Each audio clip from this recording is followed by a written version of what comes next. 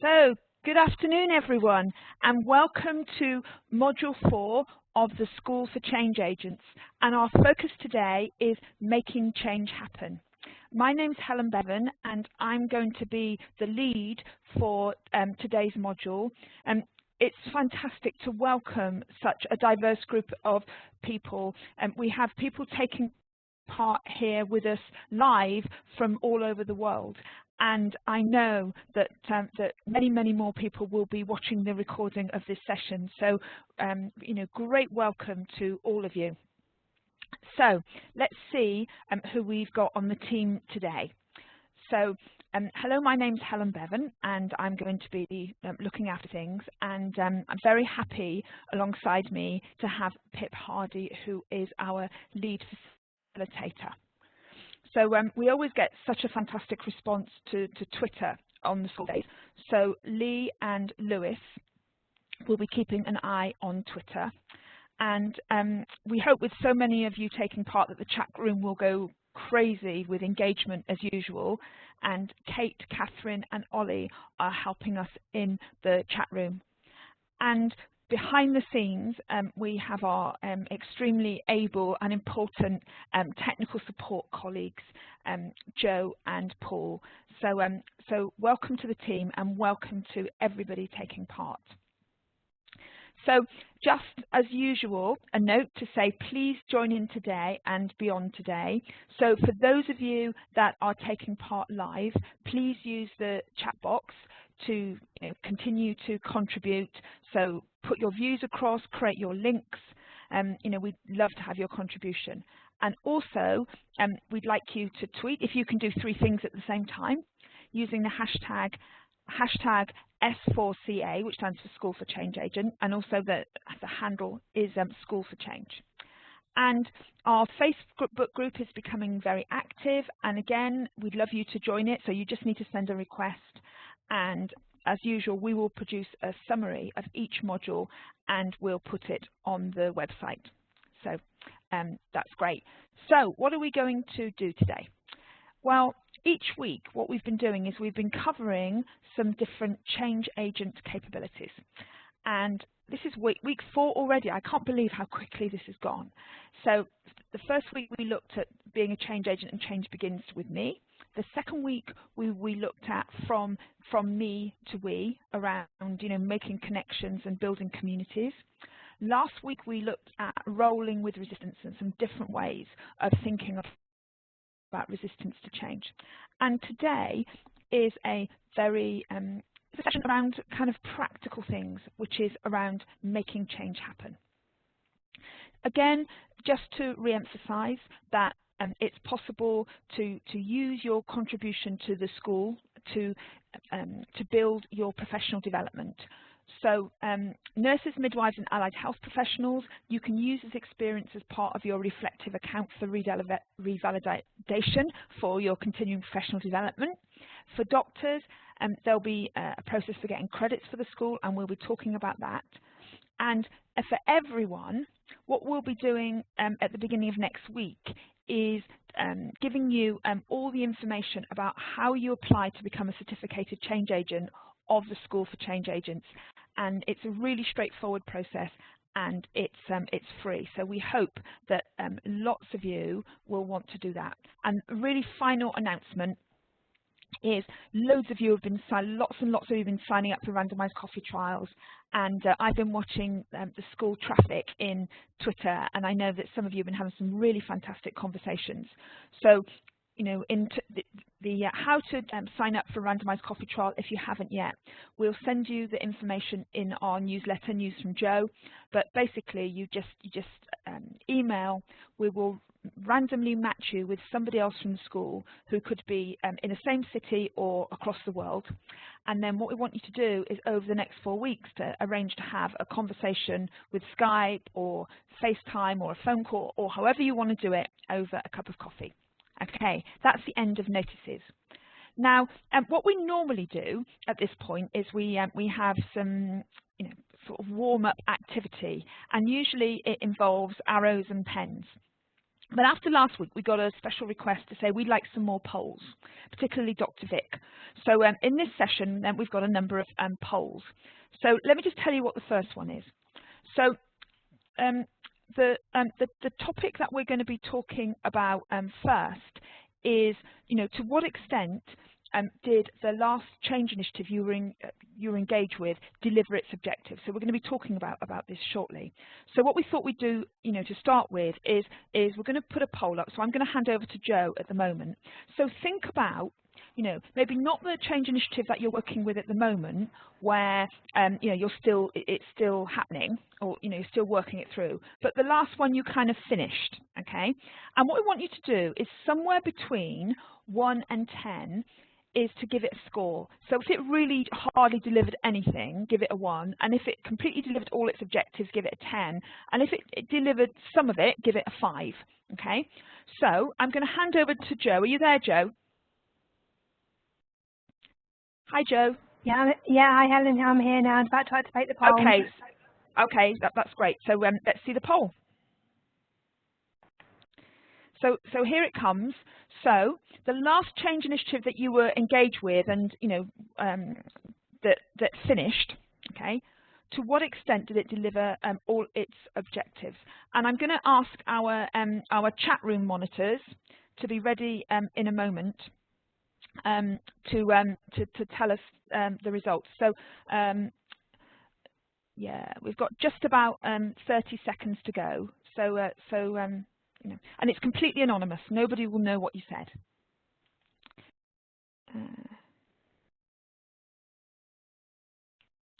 So I've just done this too. Just got another 20 seconds.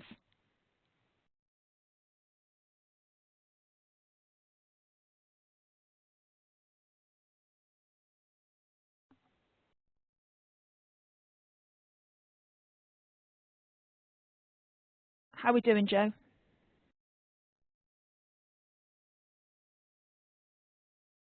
Okay, the poll's now ended, and we're just waiting to see what we get.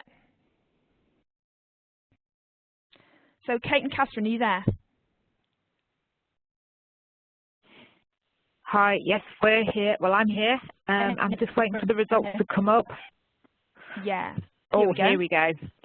So it looks like we've got a really good standard distribution curve that's slightly scripted more towards the positive. So which is very cool. Kind of want to put it around the other side so we can see it as a standard distribution curve. So I think the kind of like the most popular answers are the 6 and the 7. Yeah, the mean looks like a 7, doesn't it? Yeah, yeah. So the median looks like a 7, and yeah, about a 6.5 we reckon, don't we?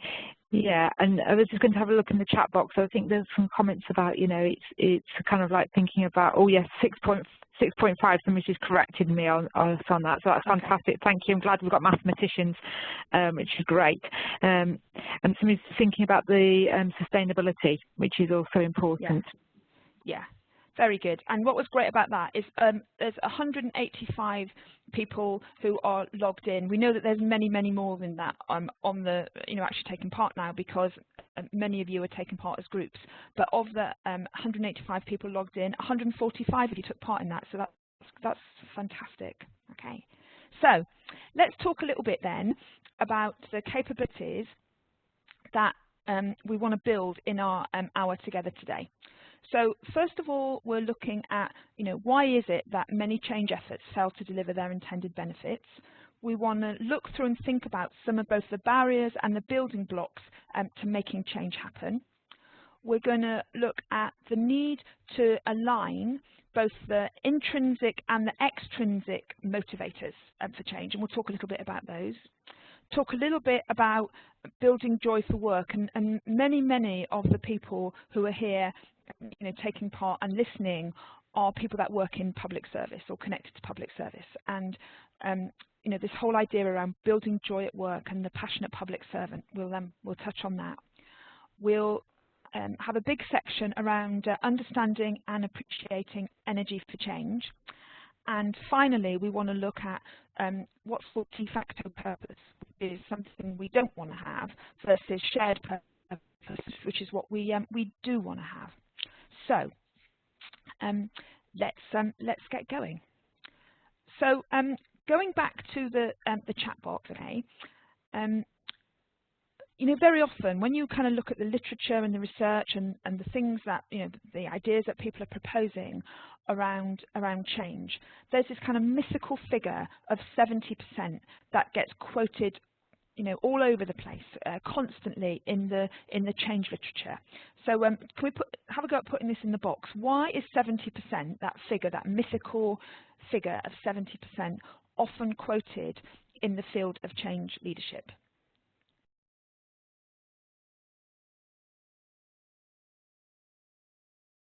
What are we getting, Kate and Catherine? Yeah, that's right. We get, yeah.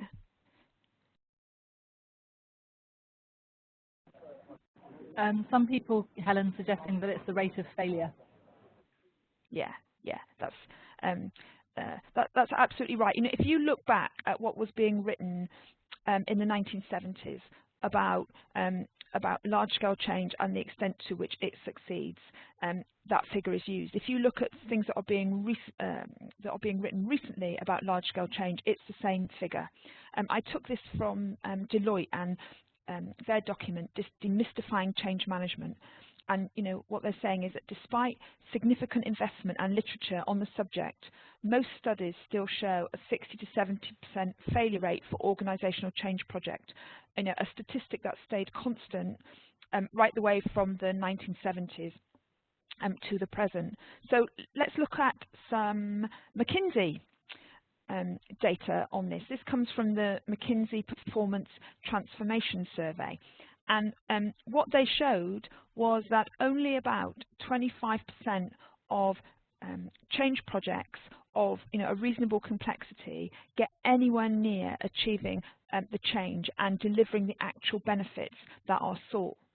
And actually, the reality is that it's probably nearer 5%. Somebody in the chat box was talking about sustainability. In terms of those projects or programs that actually, make the change happen and deliver it and sustain it over time, it's probably nearer to 5%. And it's interesting, looking at some of this McKinsey data and what that McKinsey research shows are the reasons for failure in large-scale improvement programs. And those of us that have been around in the field of change for a while, we see all these things. So actually, failure to launch the change properly, being stuck in diagnostic, or leaders not being held accountable, or employees being resistant. Again, that word sustainability, to sustain. We've implemented the change, but we haven't seen the change in the day-to-day behaviour. And the people that are leading the change aren't the actual people responsible for the service, but it's still being run by change agents, or we haven't built the skills. And the final set of reasons are given here are about failure to scale. And we can create pilots and demonstration sites, but we haven't actually got a process to scale it out and make it happen everywhere. And it's interesting, because when you look at this data, it talks about things that happen down the road at 1 to 3 years. But what strikes me, about all these things, on all these factors, is actually these are factors right at the beginning of the change program. So things are going to be happening or not happening a year or 2 or 3 years on, that actually that are all about what we do right at the beginning of the change process. And there's a lot of discussions that are going on, and there's a number of researchers and authors who question the 70% figure and say, that's not right. And here's an example here from David Wilkinson from Oxford Review, and there's quite a lot of them about. I think so much of this depends on how do you define success, or how do you define failure. Is it such a a black and white issue? And I think it's probably a much more complex issue. However, I think it's fair to say that what we see consistently are change programs that don't deliver, or don't give us the outcomes that we want. And again, this is some more recent research that was carried out by the Chartered Institute of Management. And what you can see here are all kinds of factors in change. And so, what people are being asked is, do you agree or disagree with this statement, as a result of your change project? So, to what extent is decision making faster? Actually, agree or strongly agree is kind of pink or bright pink. And if you look at all those, most of those different factors, actually the pink or the bright pink is in the minority, which is the things that we're trying to do. So decision making, employee participation, flexibility, productivity, customer service. And the only ones that you see where actually the pink is in the majority are the things that you don't want to happen. So if you go down nearly towards the bottom, 4 up from the bottom, key skills and experience have been lost. The majority of people agree or or strongly agree. Employee turnover has increased. People, more people agree or strongly agree, and and so on and so on. So we really need to think about what are the factors, what are the things that we need to think about as change agents to make change happen. And I really like the stuff that Peter Fuda, we've looked at some of the models and frameworks of Peter Fuda before. And he's written a very nice paper called Why Change Efforts Fail. And he says it's our contention, and our research shows that the reasons why most change efforts fail to achieve their objectives is because they're built on 5 flawed assumptions. The first one is that change is a kind of is a logical, rational process that we can manage. Second one is that people are very objective and rational when it comes to change. The third one is that there are like 8 steps or 10 steps to change, and if we follow those 10 steps, we will deliver. The fourth one is that there is a neutral starting point for change, so there's no history, nothing's gone on before, we're doing this change process. And the final one is that that change itself is the goal. So it's and we lose the facts, and I think this is great what he says here. Change isn't the goal's the goal. But very often we get focused on change programs where we're so focused on trying to make the change happen, we forget what we're actually trying to do. Now, one of the issues that comes up a lot is, have we got resources for change? And again, last week when we were talking about resistance for change, then we talked about looking at things through a different lens. So, the model that we've been using the most in the School for Change Agents, and the one that's been shared and tweeted the most, has been old power and new power. And we've looked at this in different contexts in every one of our modules so far. So let's use this to think about resources. And again, just to kind of reiterate on this, we're in a world where there's a kind of a battle going on between old power and new power constantly, and where we have to be as change agents is operate in that very difficult zigzaggy place in the middle. And when we talk about old power, it's like a currency, it's like money. A few people have got a lot, and most people haven't got very much. And the other thing we'd say about a currency is that the resources that we've got available to us are finite. So once we've used the resources, then there isn't any more left. Whereas when we think about new power, it's more like a current and energy, and the more we feed the energy by more people engaging, by more shared purpose, then the more we can build. And I just thought this was really helpful in terms of thinking about, making change happen and resources for change. Because if we think about resources in an old power way, essentially we're talking about economic resources. So, we have this finite set of resources for our change or transformation project. And, we've got a certain amount of money, and we've got so many, this level of materials, we've got this technology to assist us. But basically, the more we use it, the more it's diminished. We've got a finite pot. But actually, when we start to think as change agents in new power ways, then we can think about natural resources that actually grow with use. So, the more we build new power, the more we build, a wider set of relationships, the more we build commitment to a common purpose, the more that we are part of a broader community for change, then those resources grow. So when we think about making change happen, starting point, let's think about the lens through which we think we consider resources. And I like this approach very much.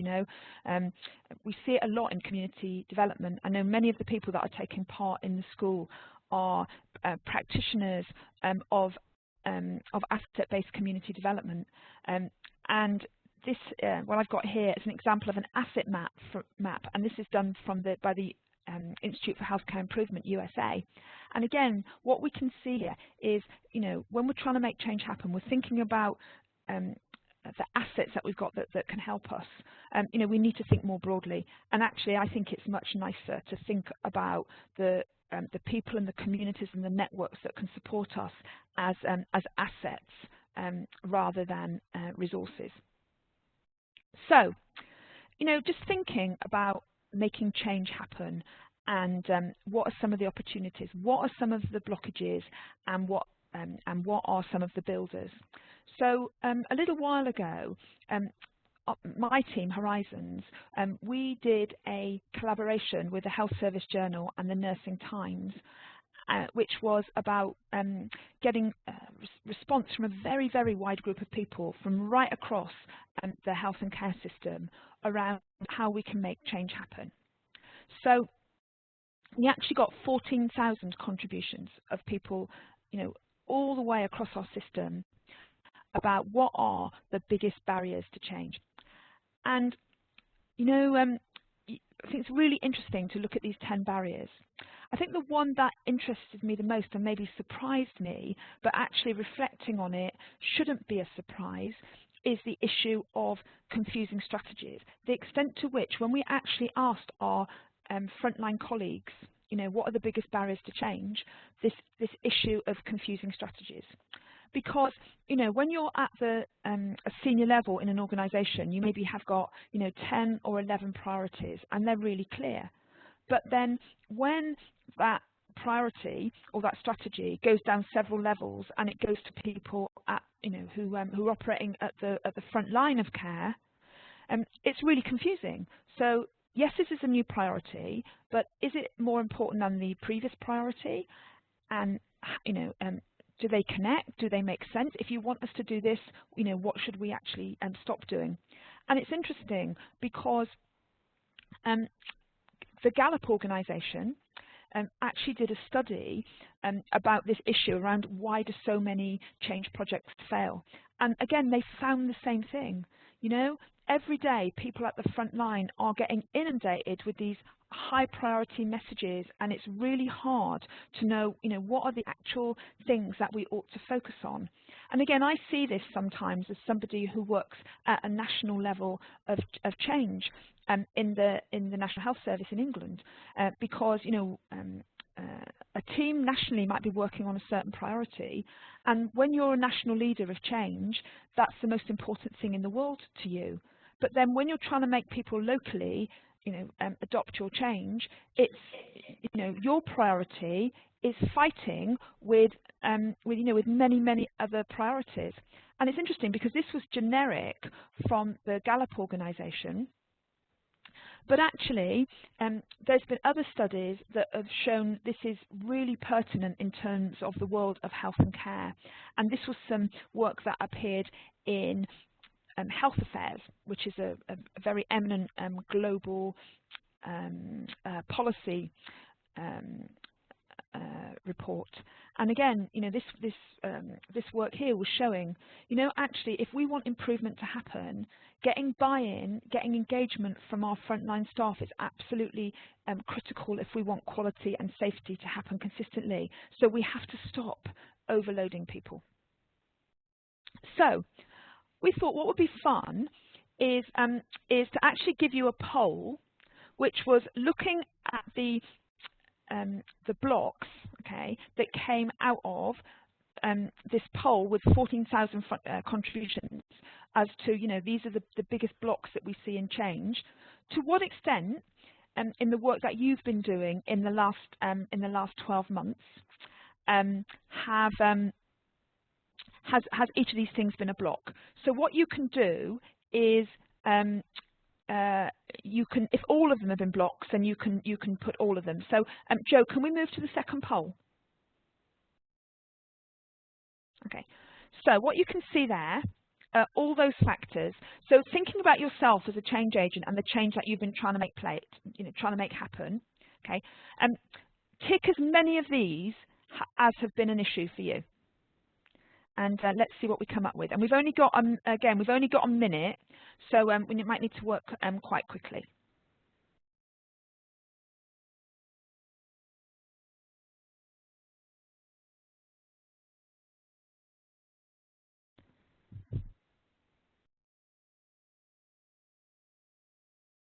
So click as few or as many as you'd like to. And again, if Kate and Catherine can be on standby to analyse the results.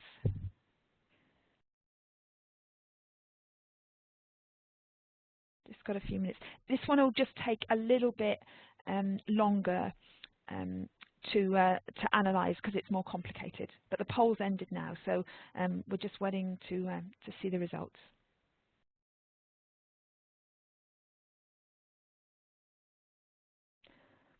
While this is just happening, while we're just waiting, Kate and Catherine, do you want to say anything about what we're seeing in the chat box? Oh, here they are. I was just about to look to the chat box and it's disappeared. Really interesting results, Helen. It looks like confusing strategy is the top one. And these are in the first two of the top ones, and then these gone. Sorry, it just disappeared again. But I was just going to say in the chat box there were some people putting they really kind of like what the demonstration of what this is, and the list. I think it's resonating with a lot of people here. So yeah. Isn't it interesting? It just seems to me that you're just looking at this as well. That confusing strategies is the top one, undervaluing staff and inhibiting environments, and over controlling leadership. And do you know what's really great about that is those are the kind of themes we're going to talk about today. So that's really, really interesting. And 161 of you took part in that, so that's really fantastic. So should we look at the other side of things? And thank you, Joe, for doing that. Let's look at the other side of things. So again, the 14,000 contributions that we got from our colleagues across health and care, what did they say were the main building blocks for change?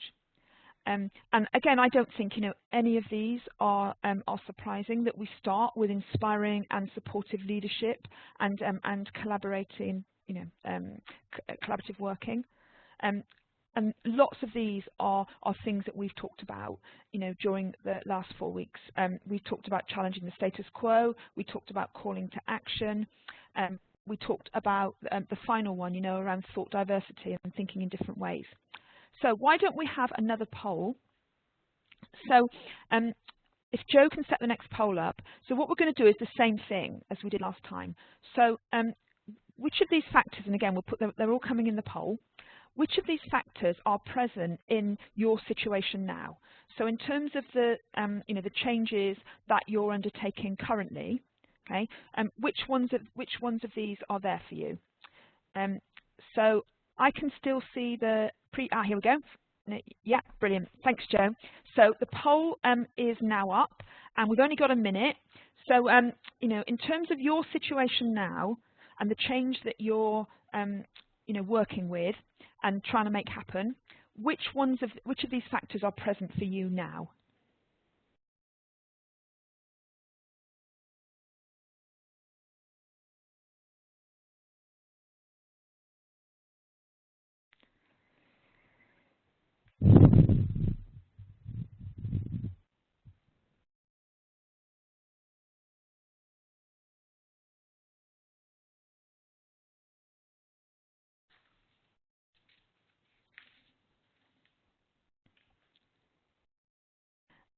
And Kate, Catherine, you're ready to chip in.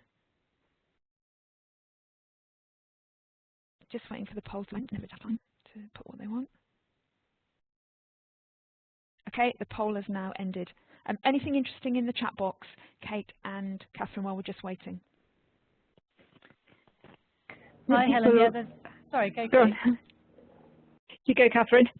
I was going to say there's been lots of interesting things and lots of great links and reading suggestions shared. This is resonating hugely, Helen, in terms of competing priorities, confusing strategies, too many cooks, as one person put it. A comment that was kind of widely appreciated was that the best change is network-driven and peer-to-peer if possible. So there's kind of a lot of shared experiences happening in the chat box at the moment. Yeah, and the results have appeared now. I mean, the thing that's, and again, just get you to reflect on them. You know, the thing that strikes me is far fewer numbers than you know we saw in terms of the negative things that were present. Kate, do you want to just say what we're seeing? Yeah, I think that sums it up quite nicely, actually, Helen. I think that there's more of a spread as well across the selection there. The highest one is the collaborative working, which is great because it's obviously people are seeing that that's really important to get, you know, a more diverse opinion, more diverse view, and be more creative in how we can do that.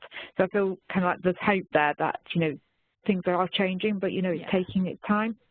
So. Yeah. No, that's great. And again, we'll you know, we'll make the outcomes from the polls available. So let's go ahead then and talk about some of these factors. So, you know, this module is about making change happen. So how do we make change happen? And I want to suggest, you know, 4 things.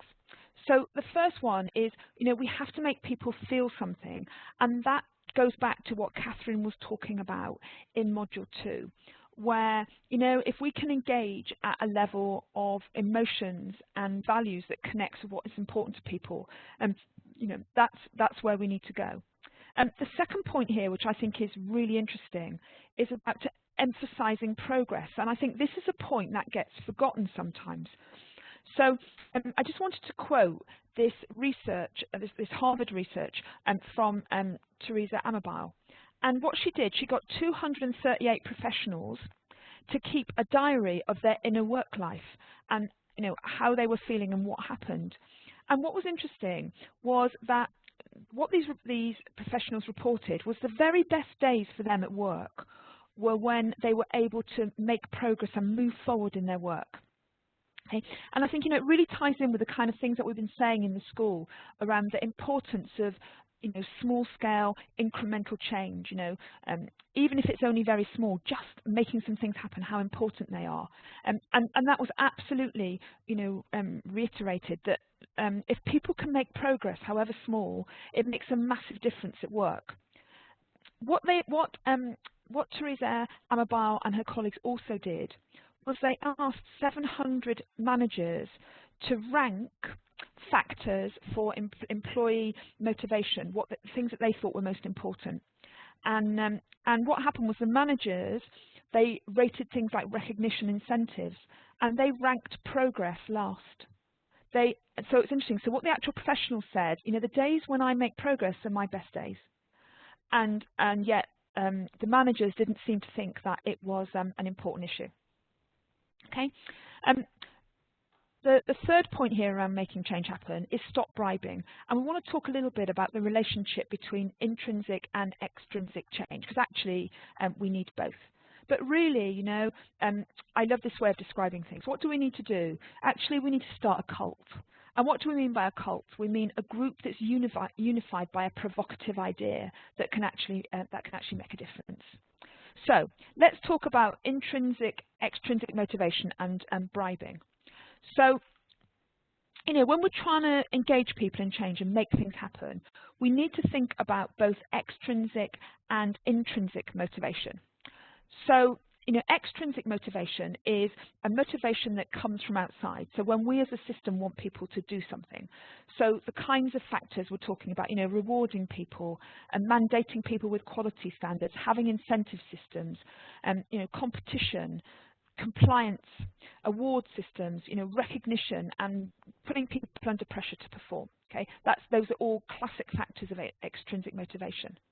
Intrinsic motivation is when I connect with the things that are inside people and the factors that really make them want to do things. So, you know, being able to be autonomous, having a sense of purpose, being able to master things. You know, connecting with passion, belonging to a community or a bigger group, love, fun, you know, building my own self-knowledge, learning. Those are factors for intrinsic motivation. Now, what we know is that we need both, and I'll talk about that shortly. But actually, if we want ongoing large-scale change, then we need to work with both. So what do we know about extrinsic motivation? Okay, it works best. So you know, it's like the carrot and the stick approach to things. When we want people to do straightforward, repetitive tasks they don't need to think about, okay, that's when extrinsic motivation works best. And if we want extrinsic motivation to work well, because extrinsic motivation is like linked to performance and improving performance, it's very important that people understand what performance means. We need to tie the extrinsic motivators, the reward or award or scheme, closely to the specific performance that we want. And if we focus on rewarding teams rather than individuals, often it helps. Let's look at intrinsic motivation, where we connect with the things that are in people's hearts. Okay, this works best for complex tasks that need personal investment. They need us to not just do a repetitive task, but to really absorb and understand what's going on and a focus on quality. And what I'd say about that description there, i.e. the kind of people that work in health and care. And we can increase that intrinsic motivation by making people feel competent and self-efficacious, which we looked at in Module 1, and by giving them more autonomy. Okay? And what the evidence tells us really clearly is that people who are internally motivated, okay, intrinsic motivation, who are enjoying what they do, rarely perform poorly in organizations. And like joy at work and that intrinsic motivation, they rarely appear in isolation. So in a sense, it's about a combination of intrinsic and extrinsic. And you know, when we think about it in our world, you know, what we want to do if we're going to try and make change happen, we want to connect with intrinsic motivators because they build energy and creativity for change. So that's about, you know, how do we connect with a shared purpose? How do we engage and mobilize lots of people, call them to action? Okay. So many of you in that poll just now talked about, you know, the importance of and you know, we're able to show examples of motivational leadership. Okay, so intrinsic motivation is really important, and it's not enough, because if all we're doing is focusing on intrinsic, you know, motivation, we're creating loads of like little changes around the system that aren't joined up. And actually, we want to change the whole system so that care is better for everybody, or all our customers get a better deal. So on its own, intrinsic motivation isn't enough. So we also need to think about how can we drive extrinsic motivation, because what extrinsic motivation does, it creates a sense of focus you know, and momentum for delivery. So the kind of factors we're talking about there are, you know, systems drivers and the kind of incentives that we put in the bigger system to get people to perform in a certain way. payment by results, payment for quality, performance management systems, the kind of measurement systems that hold people to account. And actually, what we need to look for and what we need to design in really effective change is a combination of the two. However, we live in a world, many of us, where what's been happening over the past period is that we over-focus on extrinsic motivation and we under-focus on intrinsic motivation. So the extrinsic motivation comes along and it eats up and chews and spits out the energy and the creativity. So we need to find ways to work with both. This is a model that I think is really helpful, and it was designed in the health and care system, and it's called the change model.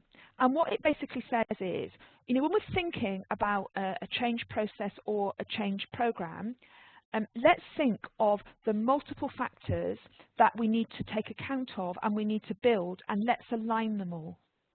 And some of these factors are factors for intrinsic motivation. So having a really clear shared purpose, there we see that, right at the heart of the model.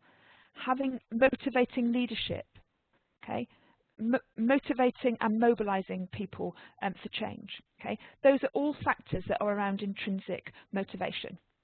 There are also factors that are about extrinsic motivation. So, the kind of systems drivers and incentives that we put in. Project and performance management, okay?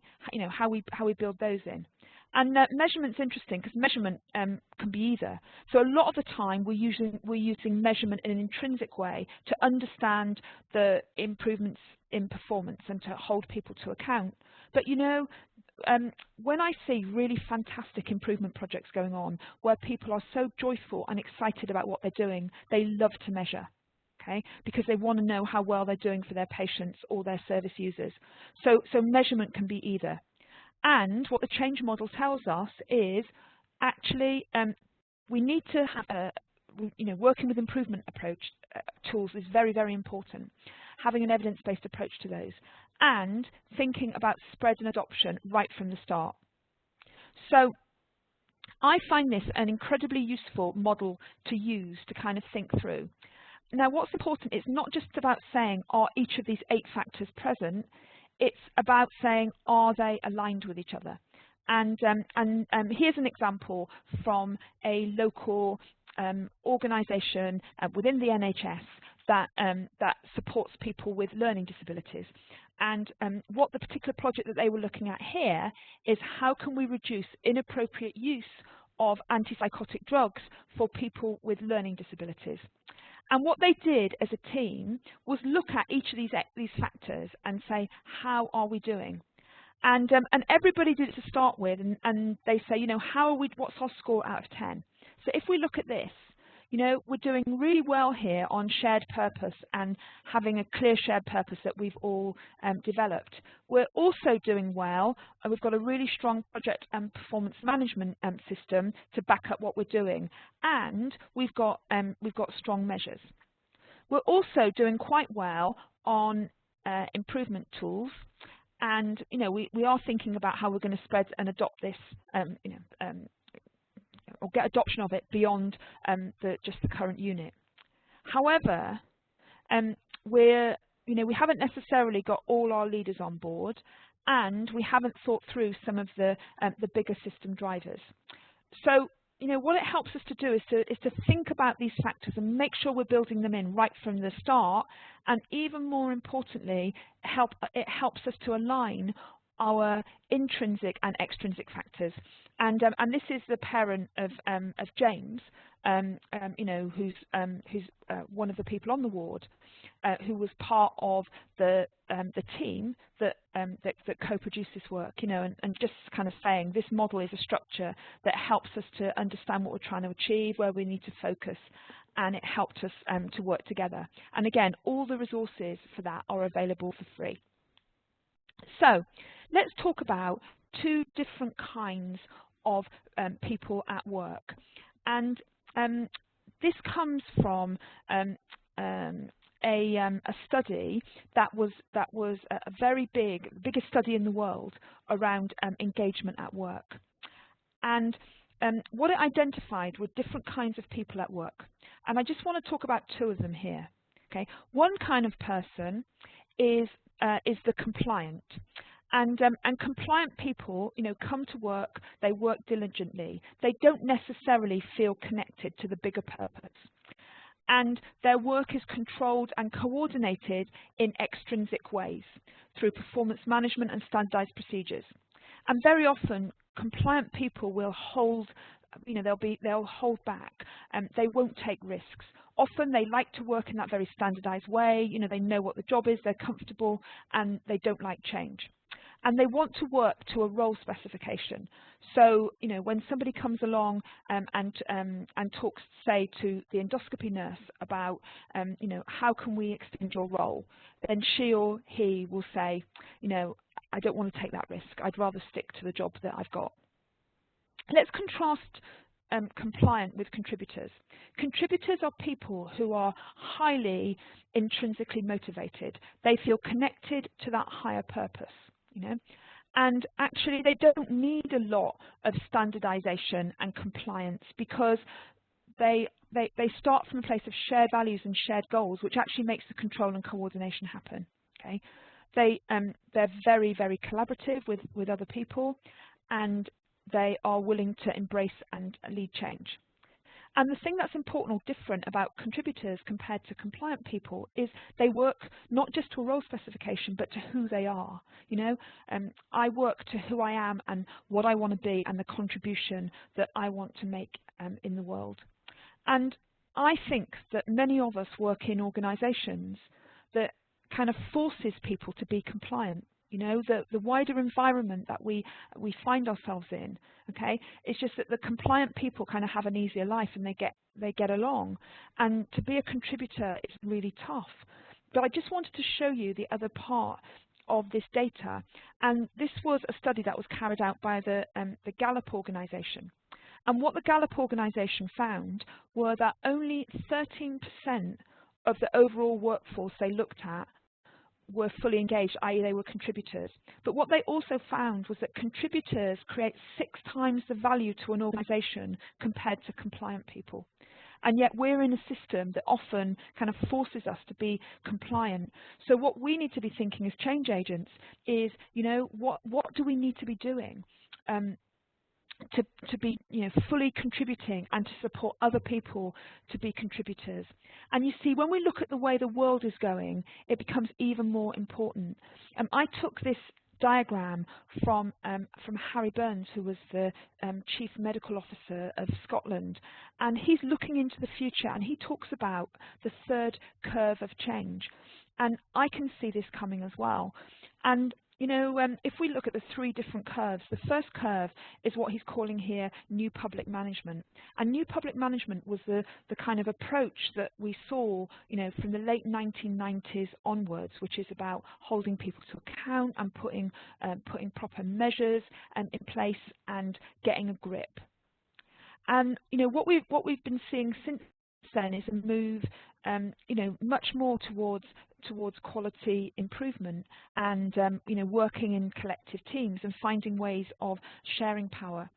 But when we look, particularly at where public service needs to go, where health and care needs to go, then we need to move into a phase of mobilising social action where we cede power, we give it away. We give it away to communities and families and patients and frontline staff. And actually having contributors is key to that. And we can see this happening all over the world. And what we can see is this growing global movement. More and more people are talking about the new public passion. So if you look here on this page on the top left hand side, and this is a document that came from Singapore, and it's how do we move from the new public management, which is here on the left hand side, to the new public passion, which is this mobilizing for social action. Okay, here we see, you know, being a facilitator of joy. Is that a new line on the job description for the 21st century public servant? We have Henry Kipping writing about 2017 being the year of new public passion. But you know, unless we can connect with the intrinsic motivation of our workforce, then we're not going to see the changes that we need to see. And you know, many of us, particularly you know, working in the UK, USA, a lot of our goals for improvement are framed as a triple aim. A triple aim around improving care and patient experience, around improving health of populations and reducing costs. And what we're seeing more and more now is the move from the triple aim to the quadruple aim, which is about how do we build meaning and passion in work for our health and care workforce. Okay, you know, being an equal issue. So this focus on intrinsic motivation is absolutely coming. So I just wanted to talk to you now about energy for change, because at the heart of this, at the heart of the idea of the new public passion is our ability to build energy for change. What do we mean by energy for change? Here I'm defining it as the capacity and drive at whatever level, at the level of a team, an organisation or system, to take action and make the difference necessary to achieve its goals. And again, you know, when we think about, you know, the new public passion, we think about the 21st century public servant, and you know, energy for change is underpinning all those ideas. And it's a really important idea, because actually, when we look at the change literature, what it shows us is that energy for change is a very, very important factor. If we look at the reality of change across multiple sectors, what we see is that the thing that is least likely to happen, okay, is the thing that we want to happen, which is that, you know, we implement the change, it becomes reasonably well established, and multiple levels across the system change to accommodate it, and it's supported and sustained. Okay, that's what the thing we most want to happen, and that is the thing that is least likely to happen. The thing that is most likely to happen is that the change effort fizzles out, runs out of energy, and fades away. So actually, as change agents and leaders, our ability to create energy for the long haul seems to be a pretty critical factor. And I like this quote here from Tara Pollock, and she said, you know, her research shows typically around any change effort, there's an initial spike of real tangible energy and change. But then when leaders lose interest, when those priorities change, the momentum of change slows down drastically. And again, I think many of us have seen that happen. Some people say, I want to see the data. This comes from Bruce and Vogel, who are I think, have published the most on energy for change. And what basically their studies show is that if you've got teams and organisations with a high energy score, they will do better on virtually every dimension of improvement.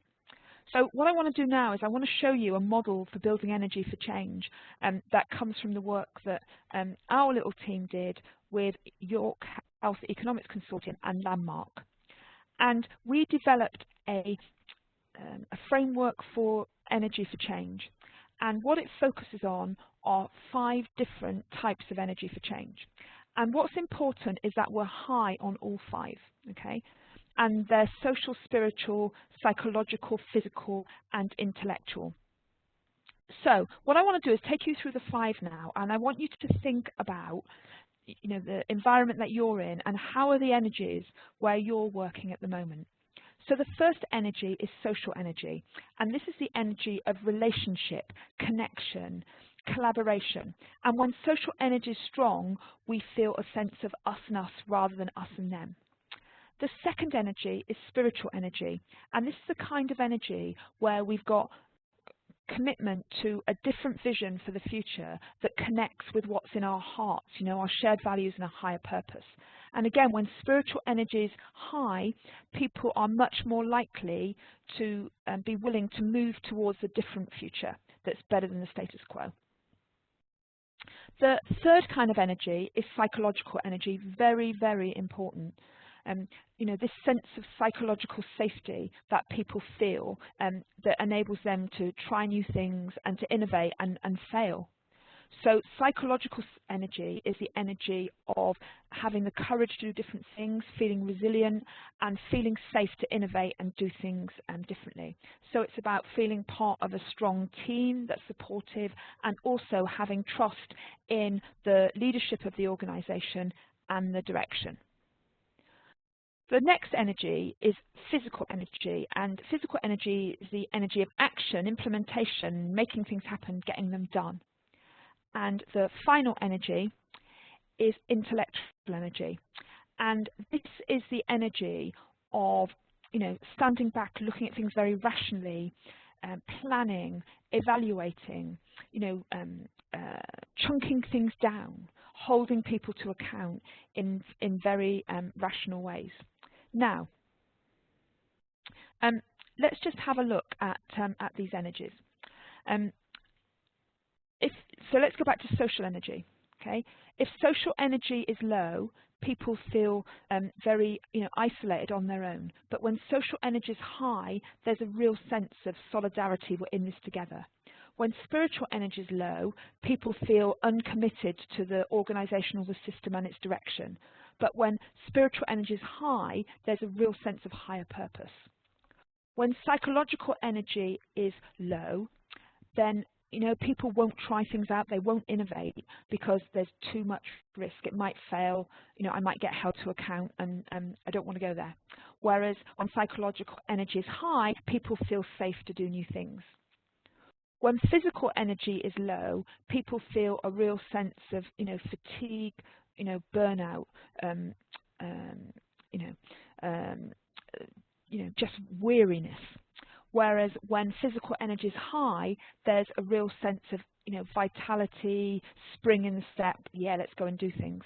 When intellectual energy is low, there's a sense of, you know, why on earth are we doing that? That's completely illogical.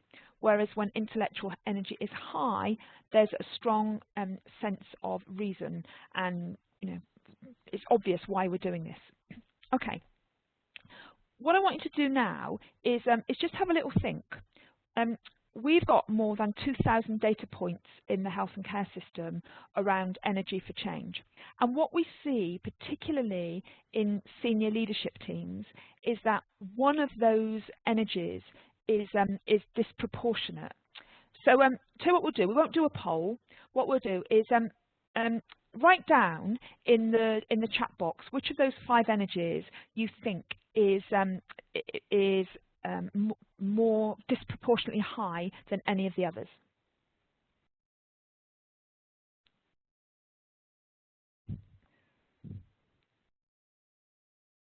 Yeah, most of you get it. The issue that we see time and time again is an over-focus on intellectual energy, and how that manifests itself is, you know, here's our big planning system, you know, here's our decision making, here are our actions, here are our work streams, here's the holding to account. And the problem is that, you know, disproportionately high intellectual energy is good when there's high other energies, but when there's high intellectual energy and not high other energies, it's a problem. Because on its own, intellectual energy isn't transformational.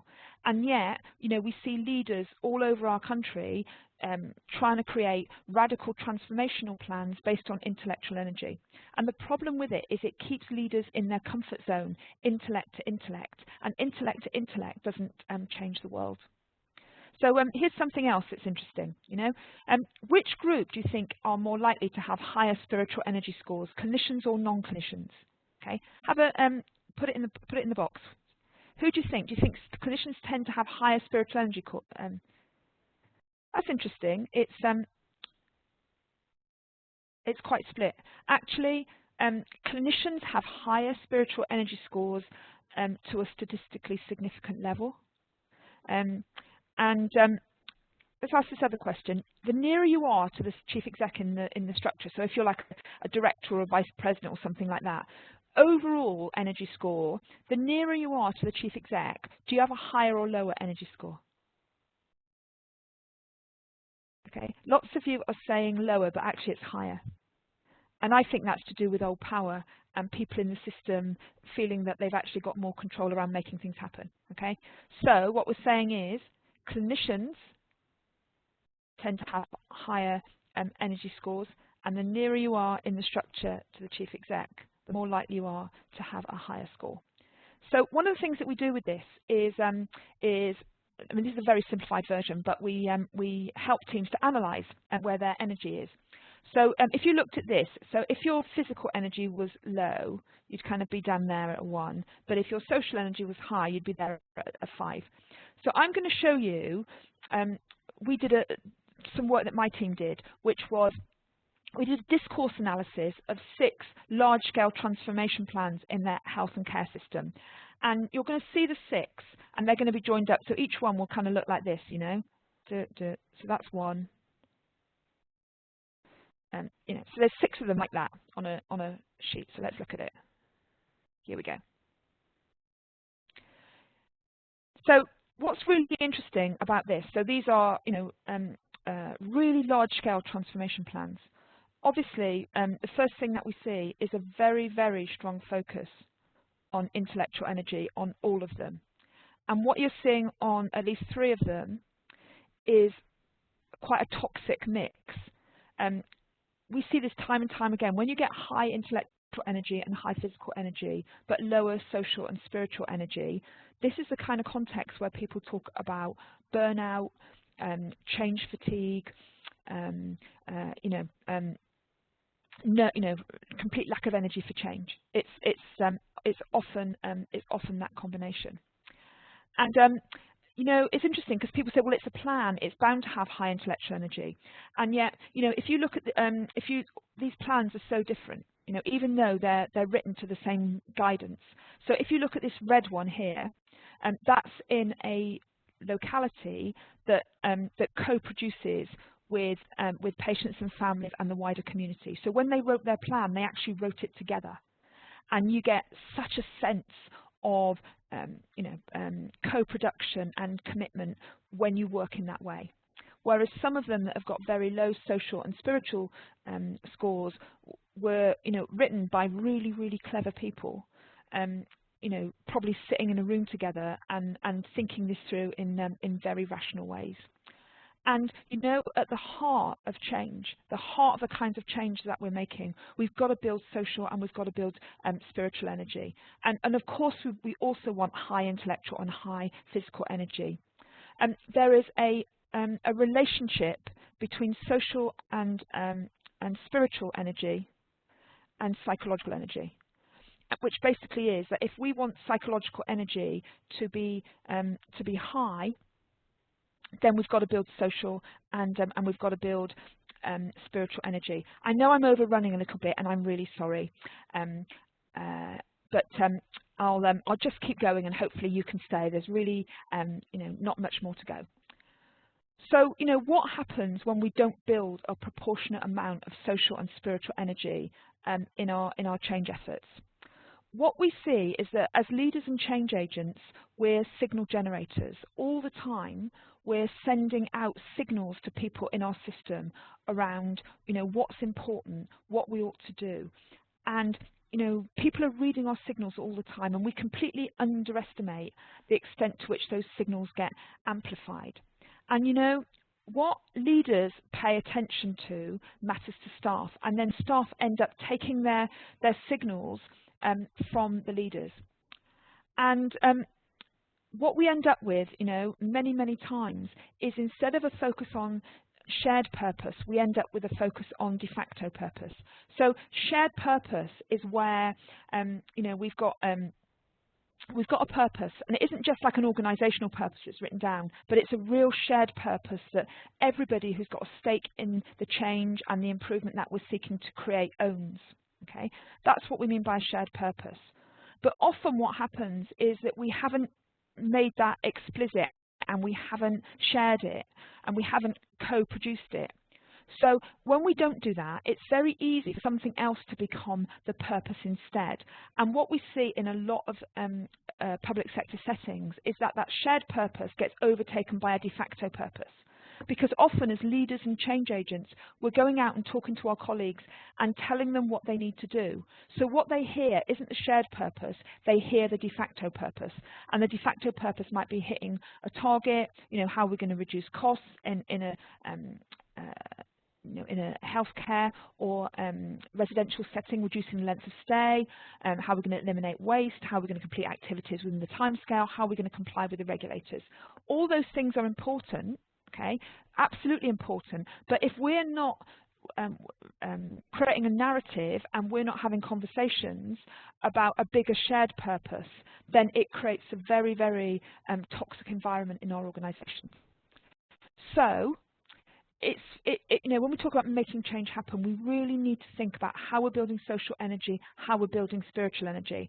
I just put a couple of quotes in here. The first one comes from Seth Carguilio, and he's defining shared purpose here in a way I think is very helpful. And he says, it goes way deeper than the kind of vision or mission that we write for our organisational system. Actually, true shared purpose goes right into your gut and taps some part of your primal self, who we are in the world.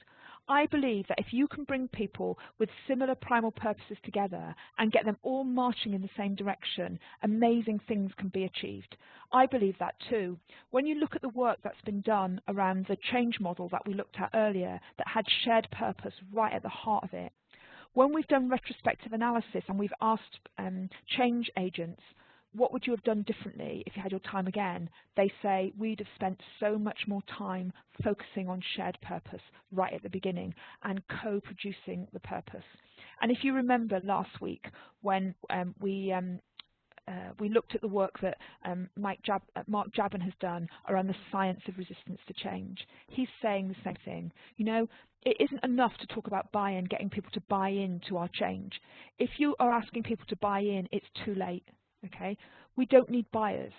Okay, we need investors. We need to be, collective investors, building shared purpose right from the start. And I promise this is my very last slide. I love this quote from Dov Seidman. And when you look at the way the world is going, when you look at Harry Burns's third curve of change, you look at what's happening in terms of, passionate public management. This quote is so spot on. The last era of management was about how much performance we could extract from people. The next is all about how much humanity we can inspire. And we as change agents, we're at the front of this move. So it's overrun, and I do apologise for that. And I know we're biting into the time for the breakouts. Can I just really, really quickly ask Kate and or Catherine to just sum up the chat in less than a minute, and can I call on Lee as well to just tell us what's been happening on Twitter?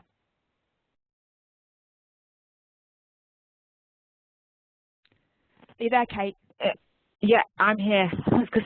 It's kind of, where do I start? The chat has been absolutely flooding through today with so much discussion about the session, and so much kind of like supporting each other to explore the discussions further, as well as kind of like directing people to good resources to read. So I think it would be wrong of me to summarise it, pull particular points off, but it's just been phenomenal, the actual chat today, and I look forward to reading the transcripts. It's been hard keeping up with it. Yeah, that's great. Thank you, Kate, so much. And Lee, are you there? I am, Helen. Hi, yes. To echo what Kate just said about the chat room, it's similar on Twitter. There's been so much conversation, and I think there will always be some full necks from people nodding to say, yes, we agree, and how inspired they are by that, and they have some words and some evidence to show what they believe, so that there's lots of excitement out there and people ready to get going with their own change. Yeah. Fantastic. Thank you so much. And again, just the kind of final thing that I would say is most of us live in a world that's about doing change, and what we get judged on is doing change. Okay, and we need to be focused on being change, because actually by being change, the doing will be so much easier. and I think that's the best advice that any of us can give when it comes to how to make change happen. So for those of you that are watching the recording, we're going to sign off